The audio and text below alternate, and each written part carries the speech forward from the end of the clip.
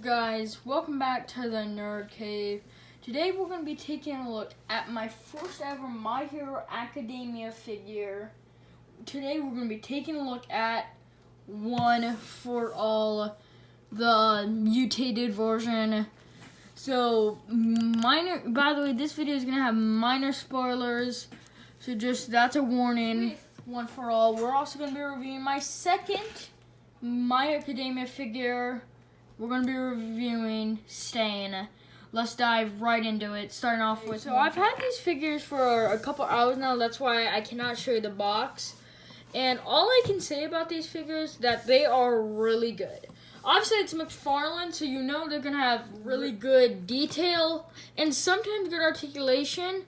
This guy on the suitor body, it's really good articulated, and the detail on this arm is absolutely amazing. Like, we're gonna go ahead and take a closer look at this arm, and then we'll take a look at the details of the body and the head.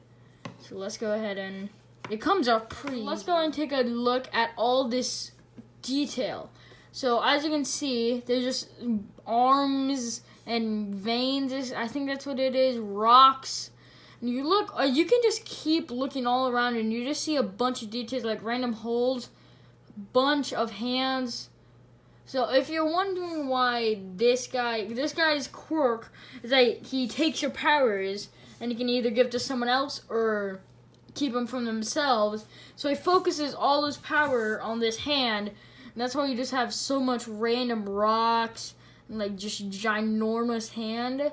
Now there is a platinum edition that has two normal hands, but that is just way too hard to find. Let's go and close up just real quick on this detail. Really nice. Just the hand and the fist, the nails are really good. This is just amazing. Now, as you can see, there is obviously no articulation on the elbow.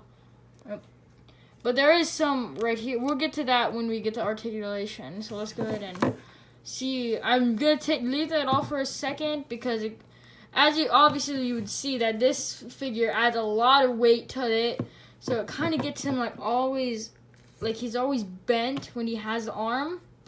So we're just gonna real quick look at all the detail without the arm, and then we'll put the arm back on. So the head in the show, he got injured by All Might, so he cannot see or hear. So he uses other people's quirk, and it looks so good. It looks like the flesh was there, but it's not there anymore. The helmet, it just looks, I don't know if this piece is supposed to be unconnected or connected like the other. That might just be a flaw in mine. You can always glue it, but it didn't really bother me that much. Then on the back of the head, you get this tube going into the thing. Not actually going in, but it kind of looks like it is to give him oxygen, is what I'm guessing. I haven't fully seen the show yet. Then you just get a tux, a fairly plain black tux. There's details of wrinklings on some spots, a line. It's a good tux. I can really see someone, if you get the platinum edition, making a Bruce Wayne out of this figure. It's really good. And then this is also a rubbery piece, so it will not get in the way of articulation. So, really good figure.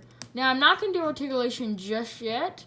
We're going to do that all together. So, let's go ahead and take a look with Stain. One more thing about this guy.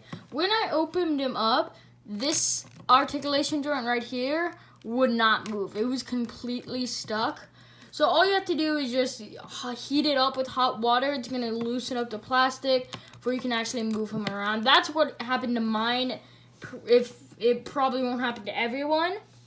And another thing, do not pop this arm off too often, because it's easy to pop off, and the more you do it, the harder it gets, because the butterfly joint it's kind of hidden.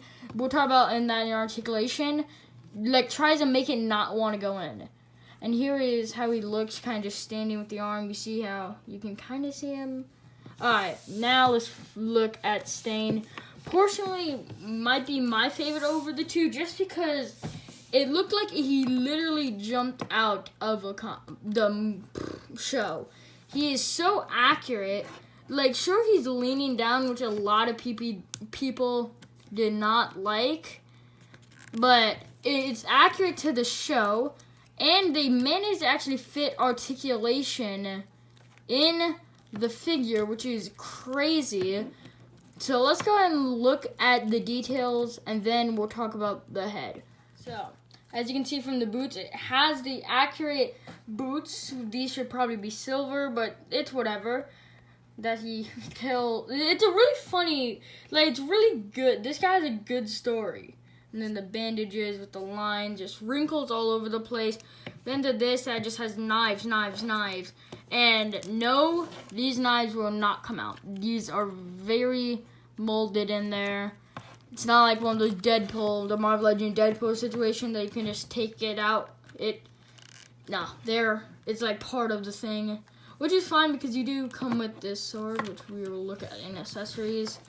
And then you have the bandana that comes to this, and then the eye thing that comes to this, which I really don't like because it's just solid. And now for the head, it captures the crazy hair, then the blood, the more skin, the bandages, and the eyes are my favorite part. It looks just from the show with he hasn't slept in a week. And then the tongue. It's just a really good, accurate figure. I'm not saying this figure isn't accurate. It's just very accurate. I'm just surprised how good this really figure is. And I'm having a little more fun with this figure because it's more dynamic. He's not just in a suit with a arm bulging out of him. Now, so accessories is a really good. It's obviously just a single sword, no knives. Another thing is he actually uses every single knife in the show, but McFarland wanted just to make it a sculpt and just give you the sword. Focus camera. So as you can see, it's a really good sculpt. You have the broken parts because he uses the sword really badly. He destroys people with it. But my one complaint with it is it's rubbery. So when you're going in a pose, you might accidentally turn it, and you can see mine is no longer straight. But I just fix it by heating it up and just getting it into a more straighter. I mean, it's not always going to be perfect, but when he's on the hand, he doesn't really notice it. The way mine happened is it got in between this knee and a bent, and I never knew until I picked up the figure again. So it doesn't really bother you when it's on the thing and you're just standing there. So let's go ahead and dive right into articulation. With one for all. No, wait, all for one. Yeah, all for one. So he can look up about not that much, and when he does, the machine thing kind of moves away from the tux. Looks down not much at all because of that. And then, but there is some good tilt. And he can move about that much, but the arm, then he can move, snap his neck all the way. Now, for the big arm, you get up. You see, there is an up and down thing, but you cannot use them. I'm going to snap. That wasn't that bad snapping on, actually. You gotta hold it and kind of make sure it's going the right place. If not, you're just gonna be pushing in the wrong place. It kind of has that butterfly joint. And then what you want to do when you do this, you want to hold that down and then push it up. Because if not, you have a risk of ripping the thing off. And you can get him in But when he's there in that position, you can really see that he can't even stand. So he can go full 360 with that. And then with the suit itself, you can see he has double jointed hands that go all the way up. And then his torso can go back that much. Oh, actually more. It has that thing McFarland does. And forward, not so much because of the suit. And then he can go forward really good amount. And then the best part is if you stretch the rubber down there, you can just cover it. And then there is a swivel, which is actually, I don't know, but it's just really useful for this figure. Then you got double joints, which it goes all the way up. And then it does not have the normal, what McFarland does with their feet. It has just a normal one, which you don't see from McFarland, and it can get a little rocker. Then also has toe hinge, which can go all the way up. So overall, surprisingly, this figure is very articulated. This hand actually has a little bit of articulation. It would be nice to see. Obviously, you can't because it would interrupt the sculpt. But it would be cool to see that. And it would be cool to have the Platinum edition. Who knows, maybe one day I'll find it. And now for stand articulation. A lot of people have a problem with the crunching. And, well, let's go ahead and... So the head, it's... As you can see, he's crunching, so his neck look weird. Up goes literally that, like, be pulling on it. Goes no up. Down, you can kind of get him to look down.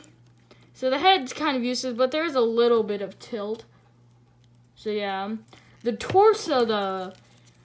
So, because of that knife right there, when he goes to crunch, you can't really get him in that much of a back. But the forward is when this guy shines. You can really get him in like a jumping position, which is good. And also you have side to side. Up goes about all the way, well, more if you stretch the rubber right there. There's a twist, but it's really not that good. Double jointed, and with all that bagginess, it still goes almost all the way there. So that is really good. Then you just gotta push. And that same McFarland joint that he does, if you swivel it, it can go either way. And then obviously the toe hinge, which is not that much because of, you know, the sculpt. Oh, and I almost forgot about the hands. So you can, there's a butterfly joint in there. The hide's actually like, it has a skin thing. You can go up about that much. Side that much, back, actually a bicep swivel, double jointed hands, and then that hand swivel that McFarland always does, but mine's kind of stiff. So yeah, that's the Stain action figure. Now let's go to posing, starting with All for One.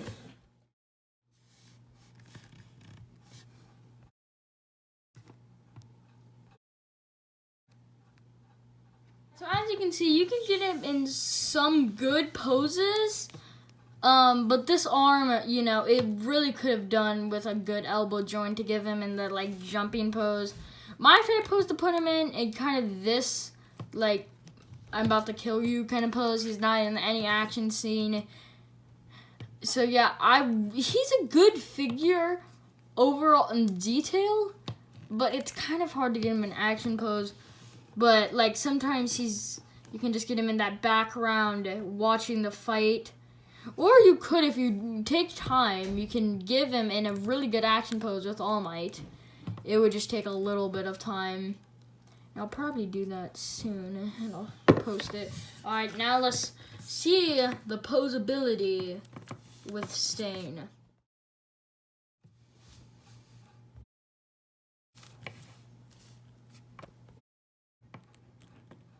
Alright, so overall with Stain, as you can see, he is very fun to pose around. You can get him in action pose. It is a little hard with the torso, but definitely a really good posable figure. Not that All for One isn't a posable figure. The body is very posable, but once you get him in the action scene, he kind of like... It looks weird, awkward, when he's kind of like on one leg because of the arm. So let's stand him up and we can talk about the figures. You're displaying these figures on just a vanilla shelf that you're not going to put him in any pose. Obviously, All for One would be a better vanilla shelf pose. If you're doing action, he would definitely be a better one, but All for One could definitely do it. He could definitely be in your action shelf if you have an action shelf. Overall, the detail with both these guys are just insane. More for All for One, just because of that hand is just so unbelievably detailed. And I'm really happy that McFarland actually added a little bit of articulation, even though it broke up the sculpt, like because the vein got cut. which I'm really happy about. Now, one also thing, since this is kind of giving it weight, they move really easily, which isn't really that problem because you can stand actually really well. Even though it does come with a stand, he doesn't really need it because, yeah, it kind of looks weird with the legs, but if he's like in an action scene, he'll be fine.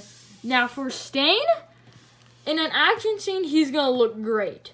As you can see, he can't look up enough not to look at you. And you can try to push him up, then he'll kind of be looking at you.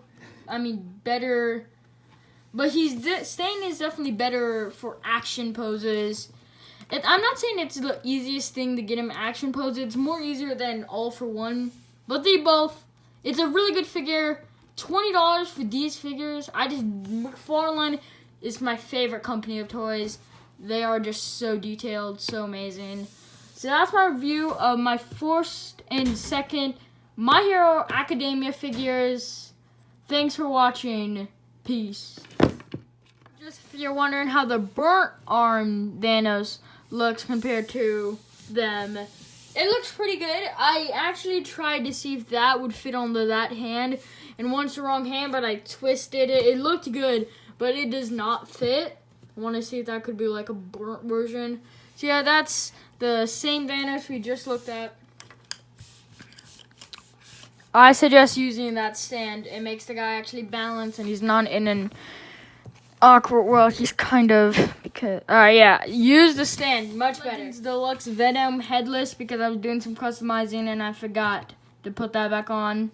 The Marvel Legends Thanos 5-pack. I forgot this guy's name, but he's in the Amazon exclusive Thanos 5-pack.